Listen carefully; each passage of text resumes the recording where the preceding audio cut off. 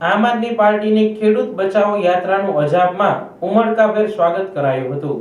સોમનાથથી ગાંધીનગર સુધીની કિસાન બચાવો યાત્રા કેશોદના અજાબ ગામે આવી પહોંચી હતી ત્યારે ઢોલ ત્રાસા ડીજેના તાલ સાથે આમ આદમી પાર્ટીના ગુજરાત પ્રદેશ પ્રમુખ ઈશુદાન ગઢવી, પ્રવીણભાઈ રામ, મનોજ સોરઠિયા અને પિયુષ પરમારનું કુમારિકા દ્વારા કુમકુમ તિલક કરી વાજતે ગાજતે સામૈયા સ્વરૂપે સ્વાગત કરવામાં આવ્યું હતું।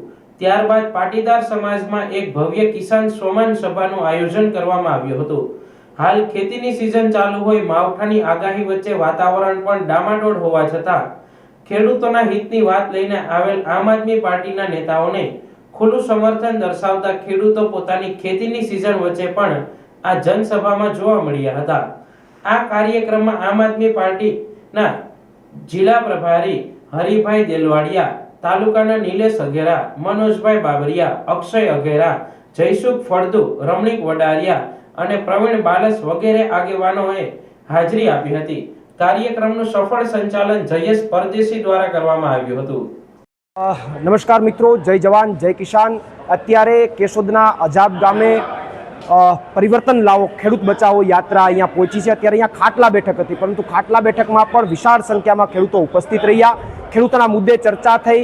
ખેડૂતોની જે સમસ્યાઓ છે, બિયારણની સમસ્યાઓ હોય, ખાતરની સમસ્યાઓ હોય, અત્યારે યુએસ અને ઇન્ડિયા ટ્રેડ ડીલને લઈને ખેડૂતો જે પાયમાલ થવાના છે, આ તમામ મુદ્દે અત્યારે આ ખાટલા બેઠકમાં ચર્ચા થઈ છે। આ ખાટલા બેઠકમાં અને યાત્રામાં મારી સાથે માનનીય ઈશુદાનભાઈ ગઢવી, માનનીય ભાઈ પિયુષભાઈ પરમાર તમામ ઉપસ્થિત રહ્યા।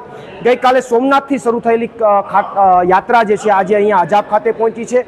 8 તારીખે ગાંધીનગર પહોંચશે અને ગાંધીનગર ખાતે એક વિશાળ ખેડૂતો માટેની મહાસભાનું આયોજન છે, જેમાં માનનીય અરવિંદ કેજરીવાલજી પણ ઉપસ્થિત રહેવાના છે। અને આ સરકારને હવે માગણી કરાય એવો વિષય નથી, કારણ કે અમે હળદરમાં માગણી કરવા ગયા તો અમને 108 દિવસની જેલ આપી દીધી। કારણ શું? કારણ કે મેં કેશોદના લોકો માટે અવાજ ઉઠાવ્યો, કેશોદના ખેડૂતો માટે પદયાત્રા કરી, અહીંયાના અંડરબ્રિજ માટે મેં અવાજ ઉઠાવ્યો તો મને 108 દિવસ સુધી જેલમાં નાખી દીધો। એટલે હવે અહીંયા માગણી કરવાનો વિષય નથી, હવે તો પરિવર્તન લાવો અને ખેડૂતોને બચાવો આ યાત્રા લઈને નીકળ્યા છે અને આવનારા દિવસોમાં ચોક્કસથી ગુજરાતના ખેડૂતો પરિવર્તન લાવશે।